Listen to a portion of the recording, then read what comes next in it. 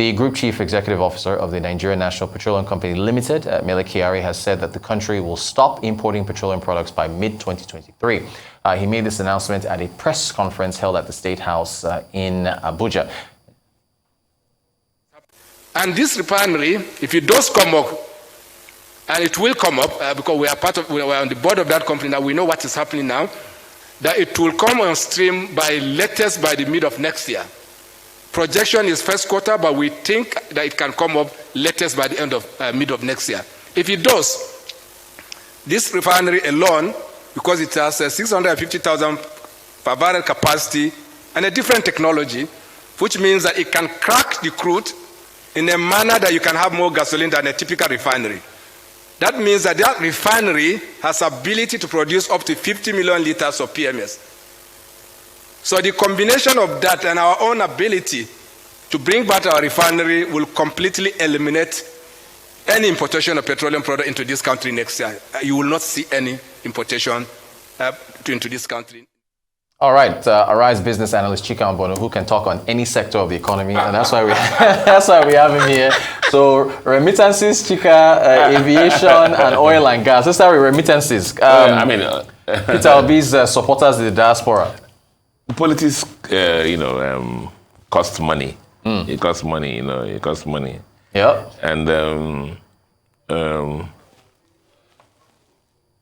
so, from what you read everywhere, one of the criticisms, or one of the downsides, not criticism, of P2B's campaign has been that they lack structure, they lack penetration in Nigeria. A lot of it has been on social media, that the real contest will be, out there, and it doesn't have the structure to be there. So it requires funding to, prosecute this election. Yeah. And so the proponents of his campaign have said, because from P2B, you can never get shishi, Right. He's a frugal spender. If you're looking for P2B to get, bring money to, do the usual thing politicians do, right, do the election, Peter will not bring that. And so, we have to help him, to raise money. Yeah. Crowdfunding, of course, is almost like antithetical to the way politics is run in Nigeria. Yeah. Like Nigeria has always been that during election, the electorates look forward to it because that's when politicians. So it goes backwards. Yeah, in reverse. Politicians give out to, it's the time to also collect all they have stolen in quotes. Yes. So, but this time around, it's like the electorates are actually contributing, right, to fund the politician, right. So that mindset change is going to be the major one. Yeah. And but it's not new. Crowdfunding has been used in different geographies to fund elections, and the power of the small contributor. Yeah. Basically, that's what they're talking about. And the one person that comes to mind is President Obama. Oh yes, the Obama candidacy. Yeah, that's how his first term especially. That's how he raised. I beat everybody, addressed everybody, and then had a good campaign. So that's that. But I mean, of course, there are fine lines. I was trying to look for the policies and procedures in Nigeria towards, especially from INEC on this kind of thing. I couldn't find it. I'm sure maybe that is. But I mean, I looked at the UK one. For the individuals, if you're giving the individual, I think they said £50 is the maximum you can, and it's subject to so much scrutiny. Yeah. There are details that have to be filled, the disclosure that may have to be made at the crowdfunding site. Yeah, so transparency. For transparency. Yeah. To make sure that issues of foreign terrorism and money laundering and so on and so on don't happen there. And it's a new trend now. We're looking forward to that happening.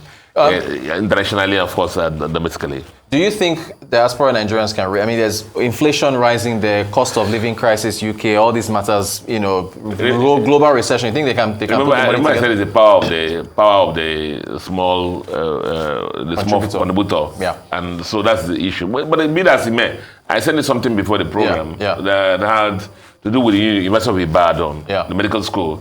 They need to raise money, and I think one doctor, Osula, whatever, I can't remember his name. Yeah. He's made. They were running this crowdfunding over the design. He put in $1 million. $1 million for one doctor.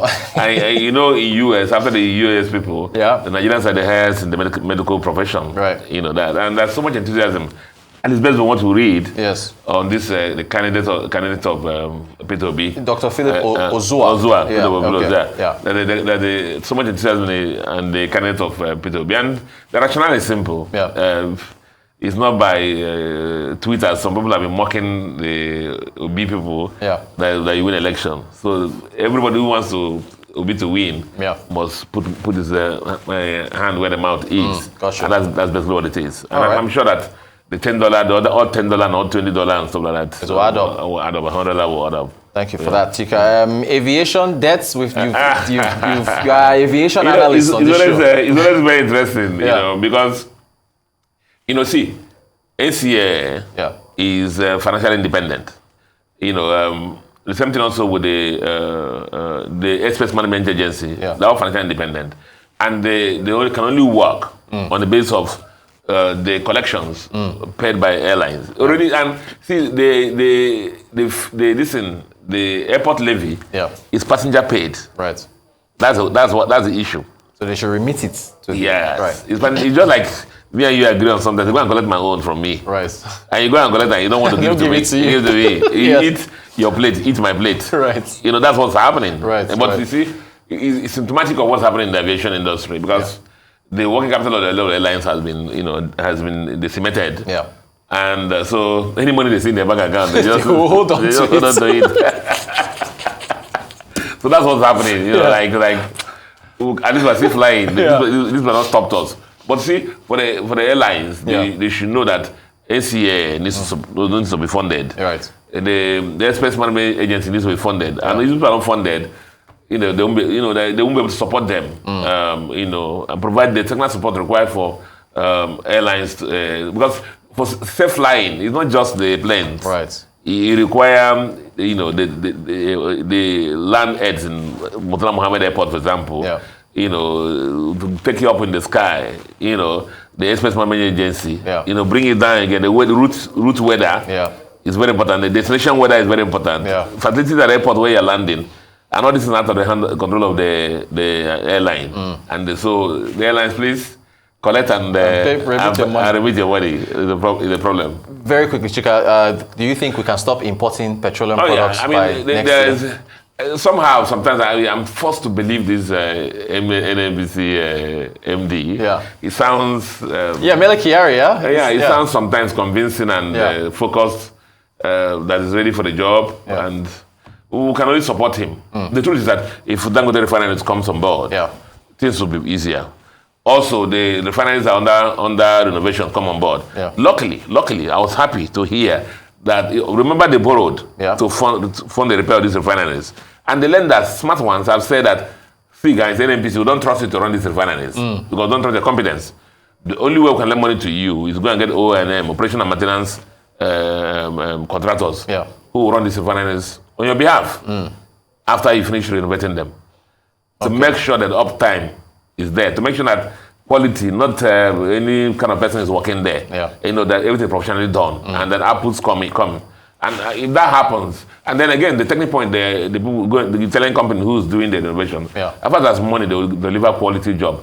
Not in the past. If you see them, billions of dollars were spent on this standard maintenance, but the politicians just collect it, you know, settle people and then move on other things. But this is for real.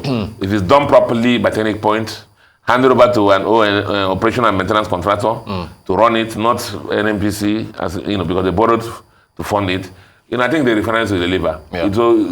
Something happen next year. We're hoping that next year will happen. Dangote Refinery come on stream, and at least Port Harcourt Refinery come on stream, and then before Kaduna Refinery, and the supply will come in.